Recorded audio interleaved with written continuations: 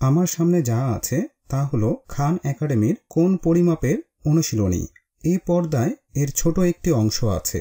এটা খুব সুন্দর একটি অনুশীলন, কারণ এতে একটি ভার্চুয়াল চাঁদা আছে যা আমরা কোণ পরিমাপে ব্যবহার করতে পারি। যে ব্যক্তি এই চাঁদা তৈরি করেছে তাকে আমি কৃতিত্ব দিচ্ছি, কারণ আমার মনে হয় এটা খুব সুন্দর হয়েছে।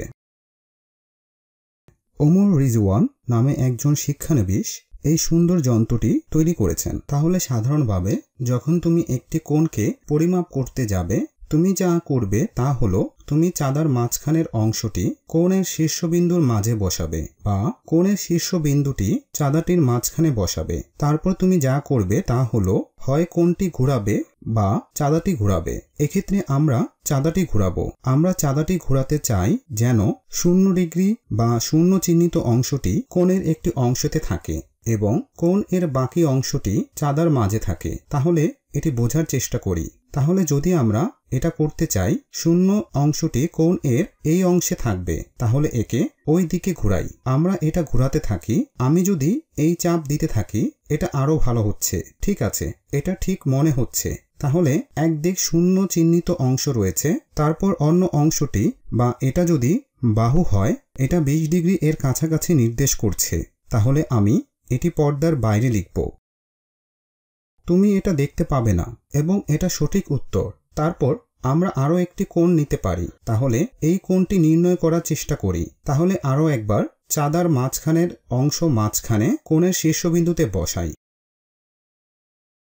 আমরা 0 ডিগ্রিকে চাঁদার ভিত্তিকে কোণ এর এই অংশে রাখতে পারি। তাহলে এই একটু ঘোরাই। এটা ঠিক মনে হচ্ছে। এখন কোণটি বড় হচ্ছে। কোণের অন্য অংশটি 110 ডিগ্রি থেকে নির্দেশ করছে। তাহলে এটি 90 ডিগ্রি থেকে বড়। এটা একটি স্থূল কোণ। আগেরটি সূক্ষ্ম কোণ ছিল।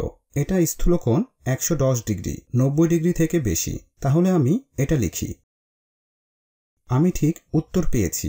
এরকম আরো 2টি অনুশীলন করি। তাহলে আর একবার চাঁদার মাঝখানের অংশ আমাদের কোণের শীর্ষবিন্দুতে স্থাপন করি। এখন আমি একে ঘোরাতে চাচ্ছি। এটা দেখতে মনে হচ্ছে মোটামুটিভাবে 80 ডিগ্রি। আমি যদি ঠিক একইভাবে বলতে চাই, এটা হয়তো 81 ডিগ্রি বা 82 ডিগ্রি, কিন্তু আমি ধরে নিচ্ছি এটা 80 ডিগ্রি। তো আমি ঠিক উত্তর পেলাম। আরো একটা করি। তাহলে আরো একবার আমরা কোণের শীর্ষবিন্দু চাঁদার মাঝখানে স্থাপন করি। তারপর আমি কোণ এর এক অংশ চাঁদার 0 ডিগ্রিতে স্থাপন করি। আমি এটা করায় 2টি উপায়ে তোমাদের দেখাতে চাই। তুমি এভাবেও করতে পারো, কিন্তু এটা অতটা কার্যকরী নয়, কারণ কোণটি এখন বাইরের দিকে, অন্য অংশটি চাঁদার বাইরের অংশে পড়েছে। তাহলে 0 ডিগ্রিকে এমন অংশে নেওয়া উচিত যাতে অন্য অংশ চাঁদার মধ্যে থাকে। তাহলে এটা ঘোরাতে থাকি। হয়ে গিয়েছে। তাহলে অন্য অংশ উন্মুক্ত হয়েছে, বা তুমি বলতে পারো 70 ডিগ্রিকে নির্দেশ করেছে। তাহলে এখানে এটি একটি সূক্ষ্ম কোণ। তাহলে এটি 70 ডিগ্রি। তাহলে আমি এখানে শেষ করব। তো আমরা এখন কোণ সম্পর্কে আরো বিষয় নিয়ে আলোচনা করতে পারি, যেহেতু এখন আমরা জানি কিভাবে এদেরকে পরিমাপ করতে হয়।